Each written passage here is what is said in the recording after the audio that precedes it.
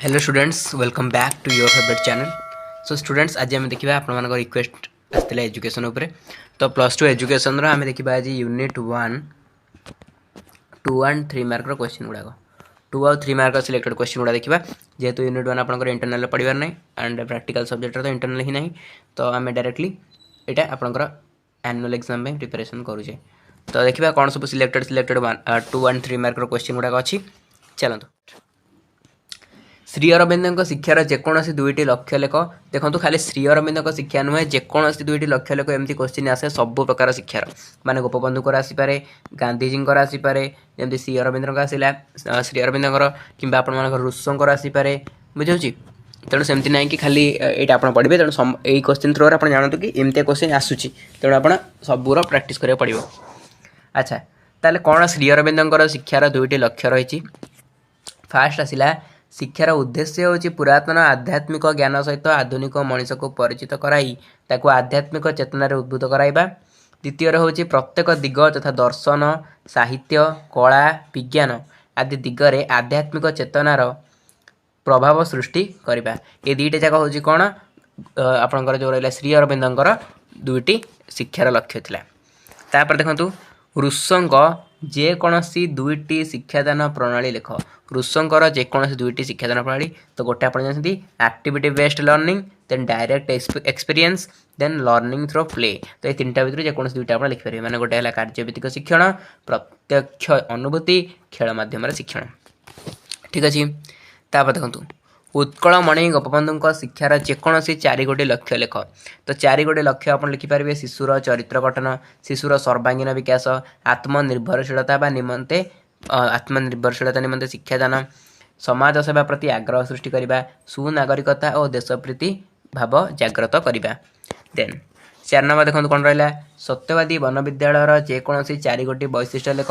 प्रथम है मुक्ताकाश विद्यालय देन आसला सार्वजनीन अवैतनिक शिक्षा थर्ड आसला मातृभाषा माध्यम शिक्षा फोर्थ आसला नारी शिक्षार प्रसार फिफ्थ आसला धंदा कैंद्रिक शिक्षा। तापर चलन देखा 5 नंबर कौन अच्छी 5 नंबर देला आपको नकारात्मक शिक्षार जेकोसी दुईटी वैशिष्ट्य लेख। नकारात्मक शिक्षार दुईटा वैशिष्ट्य जेकोसी दुईटा आप लिखिपारे मनीष तैयारी शिक्षा मनीष सेवा ही माध्यम मानव सेवा ही माधव सेवा जोटा आम कहे शिशुर सर्वांगीन विकास जेकोसी दुईटा लिखे। तापर देखो जॉन डुई का शिक्षादान पद्धति विषय उल्लेख कर। जॉन डुई का शिक्षादान पद्धति देखो जॉन डुई का शिक्षादान पद्धति गुड़िक हूँ कौन ना प्रकल्प पद्धति कर्म माध्यम शिक्षा समस्या समाधान पद्धति क्षेत्र परिभ्रमण पद्धति। यही उपरोक्त शिक्षादान पद्धति माध्यम शिक्षार्थी सक्रिय होगा सहित तार सर्वांगीन विकास साधन हो पार बोली जॉन डुई मत उपस्थापन करथिले। तापर आसला देखो मौलिक शिक्षार जेकोसी दुईटी वैशिष्ट्य लेख। यहाँ तो आप जानते मौलिक शिक्षार वैशिष्ट्य आपंकर लंग क्वेश्चन ए वर्ष इंपोर्टेंट अच्छी सिलेक्शन देला कहि लंग क्वेश्चन ए वर्ष इंपोर्टेंट अच्छी मे भी पढ़ी पारे मौलिक शिक्षार वैशिष्ट्य। फास्ट आसला अवैतनिक बाध्यतामूलक शिक्षा ये आपको पढ़ाई दरकार आप समस्त जानते कि अवैतनिक बाध्यतामूलक शिक्षा कहले 7 ରୁ 14 वर्षर पे एप्लिकेबल हम आउ ए कौन टाटे दवा पड़ोनी समस्त मागणा शिक्षा ग्रहण करेंगे बोली कहते गोटे बाध्यतामूलक रहा। ठीक अच्छे कंपलसरी। तापर स्वावलंबनशीलता माने निज गोड़ निजे ठिया जोटा आम कहूँ व्यक्ति को स्वावलंबी आत्मनिर्भरशील कर शिक्षार स्थान गुरुत्वपूर्ण। शिक्षा व्यक्ति को निज भार निजे बहन करने उचित बोली चेताई दिए। वृत्ति केन्द्रिक शिक्षा व्यक्ति को भविष्य जीवन में साहाय्य करे। तापर पंडित गोपबंधु दास का अनुजाई शिक्षार 4टी नुह 3टी लक्ष्य वर्णना कर। अच्छा 3टी लक्ष्य आप देखिपारे जेकोसी 3टी लक्ष्य गोपबंधु शिक्षार मुख्य लक्ष्य हूँ मनीष तैयारी मनीष परी मनीष गढ़ा जातीय ऐक्य एवं विश्व भातृभावात्पन्न मनोभाव तांको शिक्षानीतिर अन्यतम लक्ष्य। थर्ड आसला गोपबंधु शिक्षा समाज कैंद्रिक समाज कैंद्रिक समाज में केमती लोक मैंने बसवास कर समाज में केमती लोक मैंने साहाय्य करहब तो ताऊपर थिला गोपबंधु शिक्षार लक्ष्य। तापर मौलिक शिक्षा व्यवस्थार विफलतार जेकोसी दुईटी कारण दर्शा मौलिक शिक्षा विफल है कहीं ना यह शिक्षार्थी को आत्मनिर्भरशील होबार सहायक होना आउटा कुटीर शिल्प उपर गुरुत्व देवा फल शिक्षार अन्य विषय गुड़ाक अवहेलित होता है कुटीर विषय अधिक गुरुत्व दिगला जहाँद्वारा अन्य जो विषय सब रहा तो एत गुरुत्व दिगला तेणु से अवहेलित है। तापर रुषों मत अनुसार जेकोसी 3टी शिक्षण पद्धति उल्लेख कर। फास्ट है कर्म माध्यम शिक्षण सेकेंड है प्रत्यक्ष अनुभूति थर्ड है ह्यूरिटिक्स मेथड बा आम जो कहे आविष्कार पद्धति है। ये तीनटा थिला कौन रुसोंकर तीनटी शिक्षण पद्धति। तापर है सत्यवादी शिक्षा व्यवस्था विफल होबार जेकोसी दुटी कारण देख सत्यवादी शिक्षा व्यवस्था कहीं विफल है गोपबंधुଙ୍କର कहीं ना सरकारी सहयोगर अभाव सी तो चाहून सरकारी सहयोग नापी तो सरकारी सहयोगर अभाव देखा जाता आ स्थानीय जनसमर्थन अभाव लोक मैंने भी सपोर्ट करुन तो ये दुटा कारण विफल होता कौन सत्यवादी शिक्षा। तापर रुसों नास्तिवाचक शिक्षा देइथिबा मत लेख यहाँ पे इंपोर्टेंट अच्छे वर्ष में भेरी भेरी इंपोर्टेंट निहत पड़ो। रुसों नास्तिवाचक शिक्षा कौन देखो रुसों मतरे मु ताहाकु नास्तिवाचक शिक्षा कहे जहाँ प्रत्यक्ष भाव में कौन शिक्षा देवा पूर्व शिक्षार्थीर इंद्रिय और मन को संपूर्ण सज्जा करने को चेष्टा करे।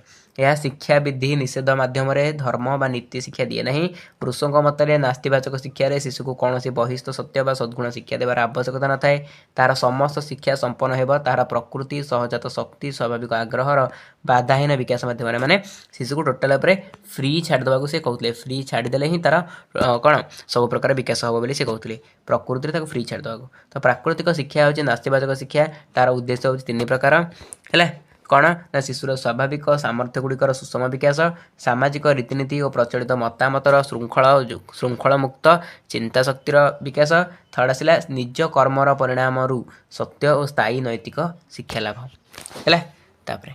13 नंबर पंडित गोपबंधु व्यतीत अन्य पंचशाखा किए सबू थिले उल्लेख कर। पंडित नीलकंठ दास थिले, देन आसला पंडित गोदावरी मिश्र, देन आसला आचार्य हरिहर, देन आसला पंडित कृपा सिंधु मिश्र। तापर प्रकृति को फेरी चला जो स्लोगान अर्थ कौन वेरी वेरी इंपोर्टेंट पे जी भी डिस्कसन करुँच सबुक आपको यही वर्ष एग्जाम बहुत इंपोर्टेंट।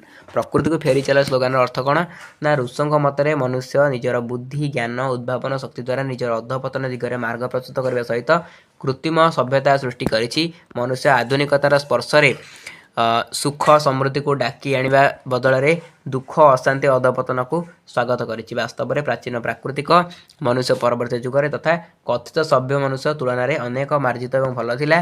कला विज्ञान वाणिज्य जेतिकी मात्रा अग्रगति मनुष्यर मन बुद्धि सेतिकी मात्रा कलुषित विकृत और भयंकर तथा खराब होगा लगी। यही दृष्टिकोण रूस प्रकृति को फेरी चला कहते। तो रूसों कहवा कथा कौन ना रूस तो जड़े थे प्रकृतिवादी तो सी चाहते प्रकृति ही सबुठ भल एंड प्रकृति में शिशुटी बढ़िले सी उचित शिक्षा पाइपर। बट जो एबे कौन हो आमर जो दिन दिन सोसाइटी चेंज होबार लगे तो से सोसाइटी ही पिला को खराब बाट को नहीं जाऊँगी। तेणु आमको कौन करार अच्छी ना प्रकृति को फेरी चल से कहते से कहवा कथा प्रकृति को फेरी चल मैंने शिशु को पूरा फ्री रे प्रकृति रे छाड़ दियो ठीक अच्छे। तापर शिशुर शिक्षार मातृभाषा को गांधीजी कहीं गुरुत्व देते कहीं तार मदर टंग ही इंपोर्टेंट बोली गांधीजी कहते। तो शिशुर शिक्षार मातृभाषा को गांधीजी गुरुत्व देते कारण गांधीजी सर्वदा कहते प्रत्येक शिक्षा को मातृभाषा माध्यम शिक्षा दिया आवश्यक। यह देशप्रेम और जातीयतार वृद्धि करे। फास्ट कथा तार देशप्रेम आसो कि तार जातीयता वृद्धि कर तार मातृभाषा तो प्रति गोटे दुर्बलता थाए ना यह द्वारा अन्य को बुझा और बुझाइबा सहज होता है। अरविंद अनुसार शिक्षार पद्धति गुड़िक कौन लेख अरविंद शिक्षार पद्धति कौन थी शिक्षार प्रणाली में प्रथम मौलिक नीति हूँ कौन शिक्षा दिज्व ना। प्रथम अरविंद कहले कौन शिक्षा दिज्व ना। शिक्षादान प्रणाली द्वितीय मौलिक नीति हूँ मनर विकास निमित्त से ही मनर परामर्श ना आवश्यक। थर्ड आसला शिक्षादान प्रणाली तृतीय मौलिक नीति हूँ ज्ञात रु अज्ञात आड़ को अग्रसर होगा ठीक अच्छे।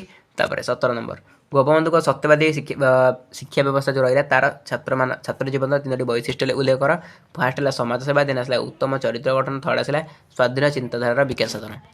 ओके रुसों मतरे प्रकृतिर त्रिविध अर्थ बुझा। रुसों मतरे प्रकृतिर त्रिविध अर्थ फास्ट आसला मनोविज्ञान प्रकृति तापर आपंकर आनी पीडीएफटा तो आपको मुझे कहीदे।